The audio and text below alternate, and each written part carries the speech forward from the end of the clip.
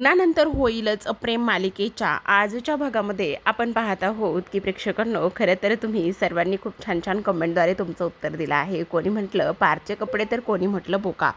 खरंच आज ना इकडे ना त्यानं त्याच्या त्या म्हणजे काव्याच्या बॅगेमध्ये भरत असताना सामान त्यामध्ये बोका ठेवला होता बरं का.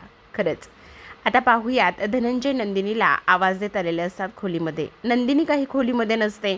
तेव्हा शारदा पाठीमागून येते आणि ती म्हणत असते, का उगाच चरडाओरडा करताय. नंदिनी खोलीमध्ये नाही आहे, ती तिच्या मित्राकडे गेलेली आहे. तुमचा काय तो व्हिडिओ वगैरे बनवायचा आहे ना त्यासाठी. तेव्हा धनंजय म्हणतात, अगे तो व्हिडिओ वगैरे नाही, ते पी आहे. हो तेच, ते जे काही आहे ते. पण काय हे नंदिनीच्या खोलीमध्ये एवढा पसारा कसला आहे. थांब, हा आत्ताच्या आत्ता मी साफ करतो. हा कचरा इथे कोणी ठेवलाय. त्यावर शारदा त्यांना समजावते, हे बघा असं करू नका. नंदिनीला विचारल्याशिवाय तिच्या वस्तूंना हात लावू नका. गुड्डू गावाला गेला आहे ना, त्यामुळे त्या ज्या काही तिच्या आणि जीवाच्या आठवणीतल्या वस्तू होत्या ना, त्या वस्तू तिने इथे ठेवलेल्या आहेत. तेव्हा हे इथे काय करते. आणि त्याचबरोबर तुला एक गोष्ट सांगू का, व्हिडिओ म्हणतेस ना तू, तर तो व्हिडिओ तुझा तो जावाई म्हणजेच तो फडतूस तो जीवा बनवायचा, मी नाही. हो ते समजलं मला, पण ह्या गोष्टी नंदिनीने इथे ठेवल्या त्यावरून तुमच्या एक गोष्ट लक्षात येत नाही का धनंजय, असं का करता तुम्ही. तेवढ्यातच नंदिनी इकडे मोहितेंकडून देशमुखांकडे आलेली असते. जेव्हा नंदिनीला काव्या पाहते तेव्हा धावतच नंदिनी ताई म्हणून तिला मिठी मारत असते आणि म्हणते, ताई तू कशी आहेस ग. त्यावर नंदिनी म्हणत असते, मी ठीक आहे बाळा, तू कशी आहेस, आणि ऑल द बेस्ट करण्यासाठी मी इथं आलेली आहे.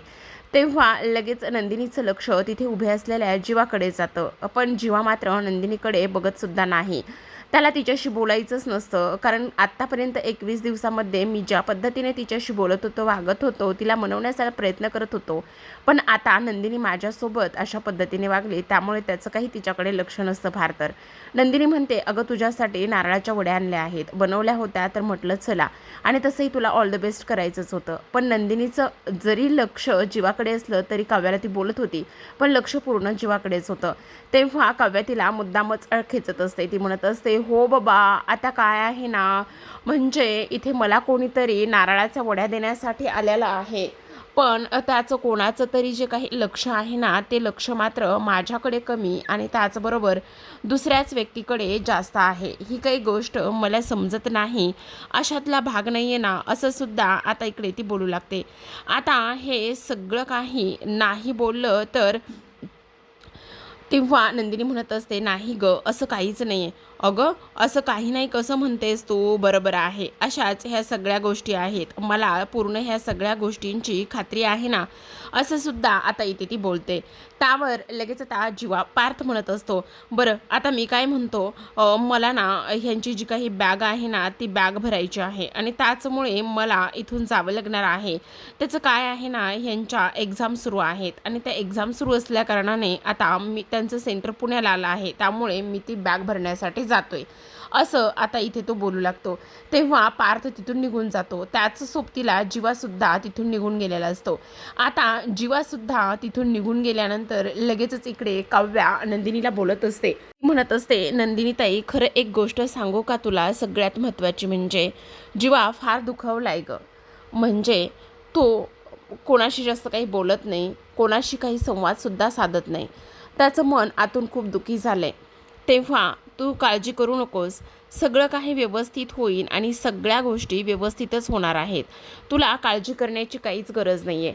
तेव्हा नंदिनी म्हणत असते, हो. तेव्हा काव्या तिला म्हणते, आपण देशमुखांच्या सुना आहोत, त्यामुळे इकडे ह्या देशमुखांच्या मुलांना कसं मनवायचं, काय करायचं हे आपण व्यवस्थित बघू, तू अजिबात काळजी करू नकोस, सगळं काही व्यवस्थित होईल, असं नंदिनी आता इकडे काव्याचं बोलणं ऐकून घेत असते आणि अक्षरशः थोडीशी रडतसुद्धा असते.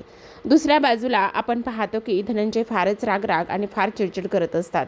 ते म्हणत असतात, काय चाललंय काय तुझं, तुझ्या काही गोष्टी लक्षात येत आहेत का, मी हे सामान अजिबात इथे ठेवणार नाही, असं स्पष्टपणे धनंजयचं म्हणणं असतं.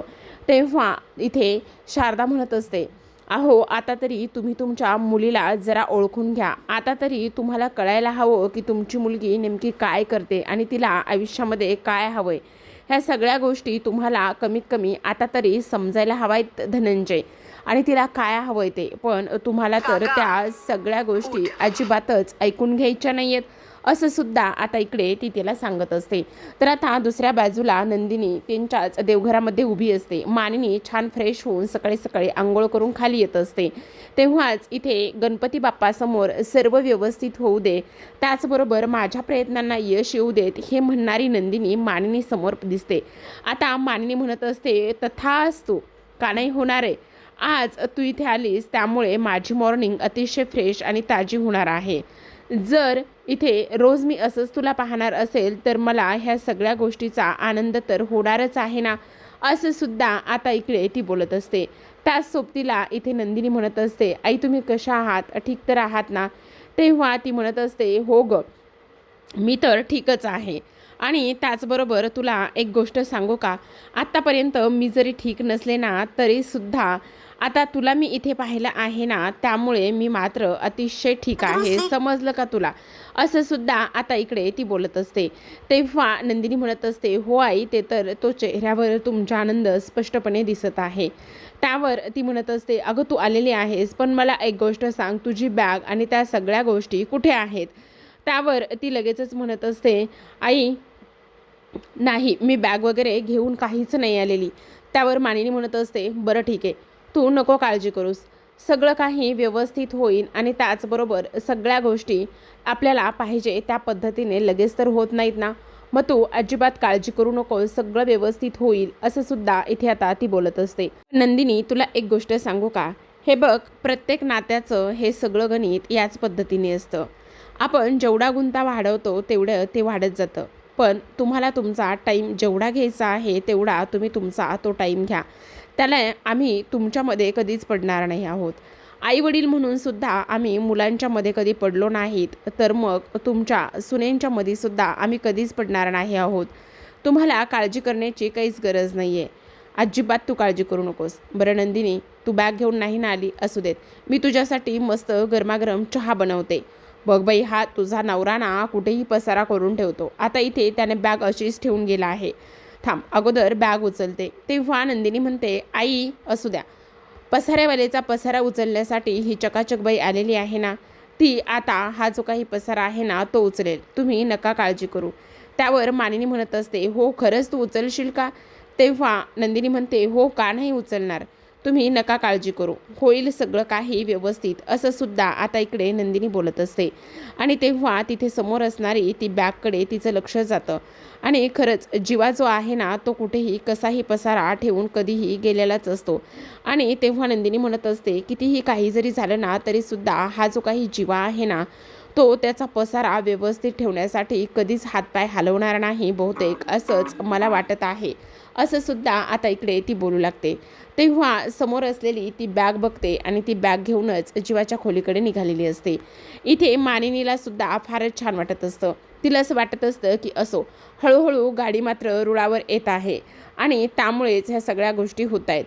असू दे, नंदिनीने तेवढा वेळ घेतलेला आहे, तर आता जीवाने सुद्धा थोडासा वेळ घेतला तर त्याने काही फरक पडणार नाही. कारण आतापर्यंत नंदिनीसाठी त्याने बरंच काही केले, पण नंदिनीने नाही त्याचं ऐकलं आणि नाही त्या गोष्टी केल्या. त्यामुळे असू दे, घेऊ दे दोघांचाही, दोघांना काही जो काही वेळ घ्यायचा आहे तो. तर आता इकडे नंदिनीने ती बॉटल आणि त्याचबरोबर ती त्याची जिमची बॅग उचललेली असते आणि ते घेऊन जीवाच्या त्या खोलीकडे जाते. आता जुन्या आठवणीसुद्धा ताज्या झालेल्या असतात. इथे तर खरं त्यांनी सॉन्ग बराच वेळ प्ले केलेला आहे बरं का प्रेक्षकांनो, पण मी तुम्हाला फक्त एक्सप्लेन करते. आता नंदिनी ती बॅग घेते आणि ती बॅग आणि बॉटल घेऊन जीवाकडे निघालेली असते. बॅग आणि बॉटल घेऊन जीवाकडे निघाल्यानंतर लगेचच आपण पाहतो की इकडे नंदिनी हळूहळू वर जात असते. तर आतमध्ये जो काही जीवा आहे तो जीवासुद्धा इकडे एकच गोष्ट करत असतो, तो म्हणजे की त्यालासुद्धा नंदिनी आठवतच असते.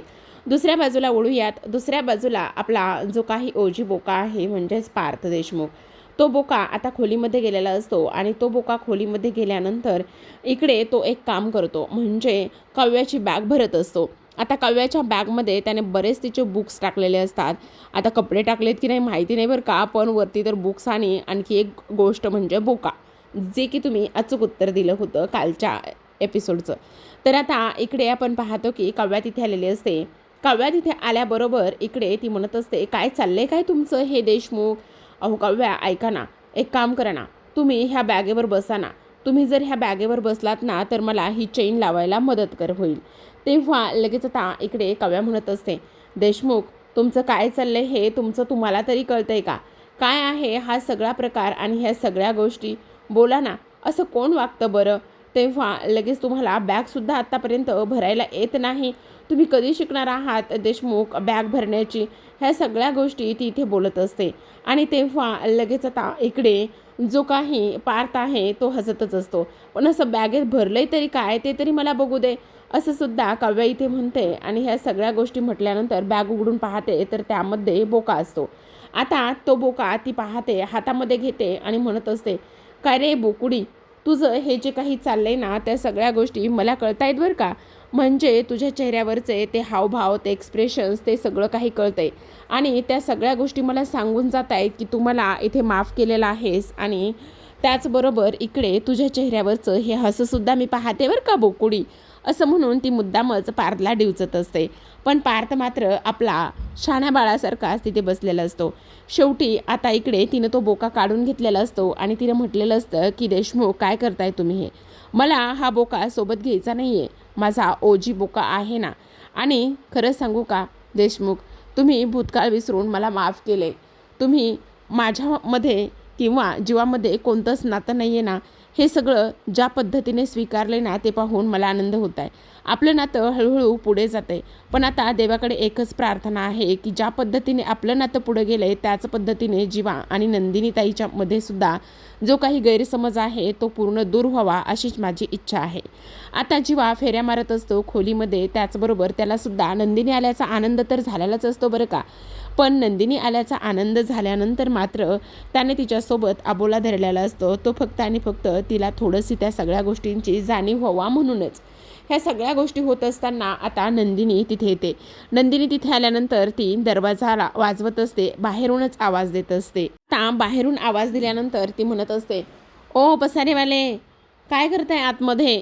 दरवाजा उघडा. केव्हाची मी दरवाजा ठोठावत आहे, दरवाजा वाजवत आहे.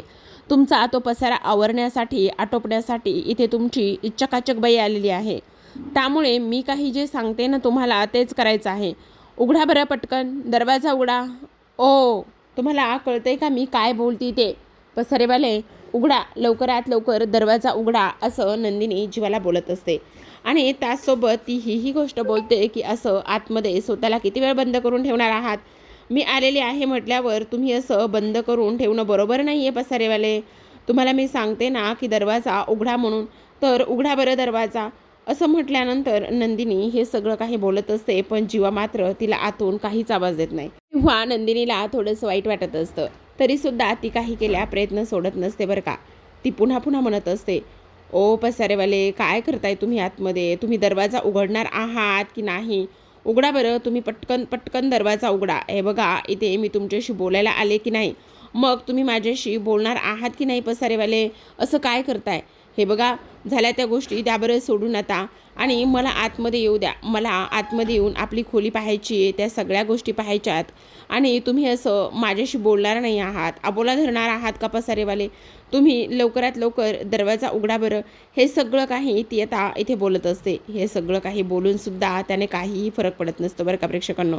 कारण इथे आता जी काही नंदिनी आहे, नंदिनीने प्रयत्न केलेले असतात, पण इकडे जीवाने मात्र जे काही त्याचे हात आहेत ते पूर्णतः कानावर दाबून ठेवलेले असतात.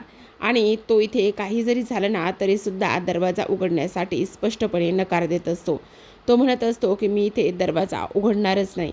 तेवढ्यातच आता इकडे त्या दोघांच्या हातामध्ये असलेले जे काही ऑच आहेत ते इथे वाजतात. ते ऑच वाजल्यानंतर त्यांना समजतं की इकडे नंदिनी मात्र आपल्याला आवाज देते. आणि नंदिनी आवाज देत असताना आपण तिला रिस्पॉन्स केलं पाहिजे का? तिच्यासाठी दरवाजा उघडला पाहिजे का? ह्या सगळ्या गोष्टींचा जीवा आता इथे विचार करू लागतो. आणि ह्या सगळ्या गोष्टींचा जीवाने विचार केल्यानंतर सुद्धा काहीही फरक पडत नाही.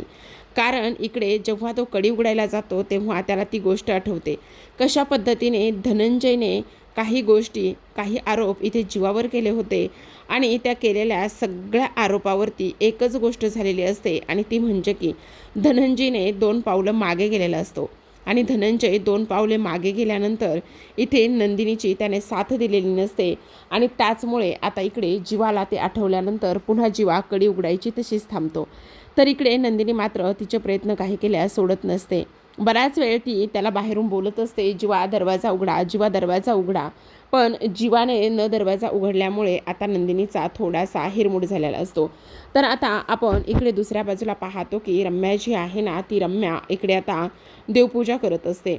रम्या देवपूजा करत असताना सगळ्यात महत्त्वाची गोष्ट इथे होत असते, ती वसू तिथे येते. आता वसू तिथे आल्याबरोबर इकडे ती दचकते आणि दचकल्यानंतर लगेचच आता इकडे वसू म्हणत असते, काय गे, काय झालेलं काय आहे दचकायला, काय चाललंय काय तुझं? तेव्हा ती म्हणत असते, नाही ग, काही नाही झालं. काही नाही झालं कसं? दचकलीस तर खरी तू आत्ता आणि सरळ सरळ म्हणते की काही नाही झालं म्हणून. खरं सांग, काय झालेलं आहे? त्यावर रम्या म्हणत असते, अच्छा पार्थला घेऊन चालली आहे ना ती तिथे सेंटरसाठी आणि हा सुद्धा चालला आहे. मी अशी प्रार्थना करते की माझ्या पारच्या जवळ येणाऱ्या त्या कव्याचं वाटोळं होऊ दे. तेवढ्यातच वसूसुद्धा देवाकडे हात जोडते आणि प्रार्थना करत असते. ती म्हणत असते, हे देवा परमेश्वरा, माझी रम्या म्हणते ना सगळं त्याच पद्धतीने होऊ दे. काही जरी झालं ना तरीसुद्धा त्या त्या काव्याचं इथे कधीच बरं होऊ देऊ नको आणि तिचं काहीच चांगलं होऊ देऊ नकोस. कारण इकडे माझ्या रम्याला तिने दुखावलेलं आहे. त्यामुळेच हे सगळं काही घडतंय आणि माझी रम्या तिच्यामुळेच ह्या सगळ्या गोष्टीमध्ये अडकत चालली आहे आणि पार्थपासून दूर आहे. दुसऱ्या बाजूला आपण पाहतो की इकडे आता कव्या जी आहे ती इकडे मानिनी विक्रमच्या पाया पडायला आलेली असते आणि मानिनी आणि विक्रमच्या पाया पडायला आल्यानंतर आपण पाहतो की आता लगेचच विक्रम म्हणत असतात, अरे काय चाललंय तुमचं? तू तर एक्झाम छान देणारच आहेस मला माहिती आहे, पण मला एक गोष्ट सांग, इकडे जोडीने आशीर्वाद घ्यायचा आहे ना, कुठे आहे तो तुमचा ठोंब्या, माझा ठोंब्या कुठे आहे? असा विचार ती इथे करत असते. तेव्हा आता इकडे कव्या म्हणत असते, खरं तर इथे देशमुख माझी बॅग घेऊन कधीच बाहेर गेलेले आहेत आणि ते गाडी आणण्यासाठी गेलेत बहुतेक. त्यावर लगेच आता इकडे जी काही कव्या आहे ती म्हणत असते, त्यांनी फारच मनावर घेतलं हे सगळं काही. असं म्हटल्यानंतर आता इकडे कव्या म्हणत असते, हो ते तर आहे, पण विक्रम म्हणतात, आता तुम्ही एक काम करा, मस्त पुण्याला चाललेला आहात ना, तर मग येताना लोणावळा बिनावळा मस्त फिरून या. तेव्हा मानिनी म्हणत असते, अहो ते तिकडे एक्झामसाठी चाललेत ना की फिरायला चाललेले आहेत, असं सुद्धा इकडे ती बोलत असते. पण एक गोष्ट मात्र नक्की करा, काही जरी झालं ना तरीसुद्धा आम्हाला लोणावळ्याची जी काही चिक्की आहे ना ती चिक्की तुम्ही घेऊन या, असं सुद्धा इकडे आता ती बोलत असते. तेव्हा नंदिनी म्हणत असते, हो अगदी बरोबर आहे काव्या, हे बघ बेस्ट लक. तेव्हा ती काव्या नंदिनीच्या पाया पडत असते. पण तेव्हा नंदिनी म्हणत असते, अगं वेडाबाई, पाया पडायची वगैरे काहीच गरज नाही. तर तिचं लक्ष मात्र जीवाच्या खोलीकडे जातं. तेव्हा काव्या म्हणत असते, हे बघ काळजी करू नकोस, मी सुद्धा त्याला बाय म्हणायला गेले होते पण त्याने दरवाजा उघडला नाही. खरं सांगू का, त्याला थोडासा वेळ दे, तो आतून फार दुखवला आहे. आतूनच त्याने मला बेस्ट लक म्हटलं आहे. पण आता तू आली आहेस ना, तू त्याची काळजी घेशील आणि त्याचबरोबर तो पुन्हा व्यवस्थित होईल याची मला खात्री आहे, विश्वास आहे. त्यावर लगेच आता इकडे विक्रम म्हणत असतात, हो हो हो, एक गोष्ट मात्र नक्की आहे, खरं तर परीक्षेचं वगैरे अजिबात टेन्शन घेऊ नको. त्याचं काय आहे ना, जी लोक कॉफ्या करून इथे एक्झाम देतात ना त्यांना परीक्षेचं टेन्शन असावं, पण माझ्या सुनेनं तर खूप छान अभ्यास केला आहे, त्यामुळे आम्हाला कोणालाच टेन्शन घ्यायची किंवा घाबरायची अजिबात गरज नाही, असं सुद्धा आता इकडे विक्रम बोलू लागतात. त्यावर लगेच त्या काव्या म्हणत असते, हो तुम्ही म्हणताय ना बाबा ते अगदी बरोबर आहे, पण नंदिनीताई तू अजिबात काळजी करू नकोस, सगळं काही व्यवस्थितच होणार आहे, विश्वास ठेव. आणि तुलाच आता जीवाला सावरायचं आहे आणि त्याचबरोबर त्याला एका गोष्टीची जाणीव करून द्यायची आहे की हे बघ, आत्ता सगळ्यात महत्त्वाचं म्हणजे आपलं आयुष्य हे आता थोडंसं पुढे जात आहे, मग आपण त्या सर्व गोष्टीचा इथे विचार केलाच पाहिजे. त्यावर काव्या म्हणत असते, बरं चला मी आता येते, नाहीतर तिकडे आमचा जो काही बोका पुढे गेलाय ना तो वाट बघेल. तेव्हा मानिनी म्हणत असते, हो ग हे घे दहीसाखर हातावर घे. तेव्हा काव्या दहीसाखर हातावर घेते आणि निघणार असते. पण आता काव्याने जाता जाता नंदिनीला खूपच मोठा प्रश्न विचारलेला असतो, तो म्हणजेच की नंदिनीताई खरं खरं सांग मला एक गोष्ट, जेव्हा तू तुझ्या खोलीकडे गेलीस, जेव्हा तू इथे आलीस, जेव्हा जीवाला आणि त्याचबरोबर काव्या म्हणजे मला आम्हा दोघांना असं एकत्र पाहिलेस, तेव्हा तुला ती 16 डिसेंबरची रात्र, 16 डिसेंबरचा दिवस, ते 16 डिसेंबरचे सगळे काही फोटो, ह्या सगळ्या गोष्टीचा त्रास झाला का? तुला ते सगळं काही आठवलं का? असं आता काव्याने नंदिनीला विचारलेले प्रश्न असतात. पण नंदिनीने मात्र ह्या भागामध्ये काहीच उत्तर दिलेलं नसतं. ती फक्त त्या काव्याच्या विचारलेल्या प्रश्नावर विचारच करत असते. दुसऱ्या बाजूला आपण पाहतो की आपला जो काही पार्थ आहे तो पार्थ अगदीच डॅशिंग हिरोसारखा दबंग स्टाईलने एंट्री करून थार गाडी घेऊन आलेला असतो. जेव्हा तो ती थार गाडी घेऊन येतो तेव्हा मात्र काव्या त्याची वाट बघत असलेली असते. खरं तर काव्याला असं वाटत असतं की आता ह्या देशमुखांचा बोका काही येत नाही, कुठे अडकला माहिती नाही. पण जेव्हाच पार्थला ह्या दबंग स्टाईलमध्ये एंट्री करताना काव्याने पाहिलेलं असतं तेव्हा मात्र तिची विकेटच पडलेली असते. आता खूपच हँडसम असा आपला पार्थ दिसत असतो आणि तेव्हा काव्या म्हणत असते, वा वा वा वा देशमुख, काय हे सगळं? तुम्ही तर मला परीक्षेच्या सेंटरला सोडवण्यासाठी फारच मनावर घेतलेलं दिसतंय. अहो माझी फक्त एवढीच इच्छा होती की तुम्ही मला एक्झाम सेंटरवर सोडवायला यावं, पण तुम्ही तर फारच मनावर घेतले बाबा, असं काव्या म्हणत असते. तर इकडे दुसऱ्या बाजूला रम्याची फार चिडचिड होत असते आणि तिची चिडचिड ती पूर्णतः नंदिनीवर करत असते. कारण नंदिनी पुन्हा जीवाशी बोलायला गेलेली असते आणि जीवा आतमधून दार बंद करून बसलेला असतो. तेव्हा रम्या म्हणत असते, तुझं हे सगळं काय चाललंय, तू इथे काय करतेस वगैरे वगैरे. रम्याचा जसाच नंदिनीवर ओरडण्याचा आवाज जीवाला येतो तेव्हा जीवा दरवाजा ओपन करूनच बाहेर येतो आणि म्हणत असतो, काय चाललंय रम्या तुझं? कशामुळे एवढी चिडचिड करतेस? तुझी चिडचिड का होते तुला समजतंय का?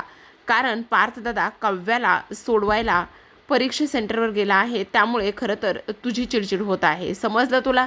त्यावर लगेच आता रम्या म्हणत असते, माझी चिडचिड त्यामुळे होतच नाही आहे, माझी चिडचिड ह्या नंदिनीमुळे होती. आणि मुळात मला एक गोष्ट सांग जीवा, ह्या सगळ्या गोष्टीमध्ये तू बोलणारा कोण आहेस? मी नंदिनीशी बोलत होते. त्यावर लगेच आता जीवा म्हणत असतो, हा प्रश्न तू मला विचारतेस? नंदिनीवर ओरडत होतेस, नंदिनीवर बोलत होतेस आणि त्यामुळे मी हे सगळं बोलतोय. कारण तिच्यावर ओरडणारं, त्याचबरोबर तिच्यावर आवाज चढून बोलणारं हे मला नको आहे, कारण ती माझी बायको आहे. असं बोलल्याबरोबर आता नंदिनी जीवाकडे पाहते आणि तिला फार आनंद झालेला असतो. सरते शेवटी काय तर इकडे जीवा अजूनही तिला त्याच याच्यामध्ये पाहत असतो आणि कुठेतरी जाऊन त्याने फक्त हा वरवरचा राग तिच्यावर दाखवला आहे हे सुद्धा तिच्या लक्षात येतं. जेव्हा जीवा इकडे आपल्या रम्याला चांगलाच झापतो तेव्हा मात्र इकडे रम्याची आणि वसूची बोलती बंद झालेली असते. तिच्या हातून सगळंच निसटून गेलेलं असतं. तर पाहत राहा, लग्नानंतर होईलच प्रेम. धन्यवाद.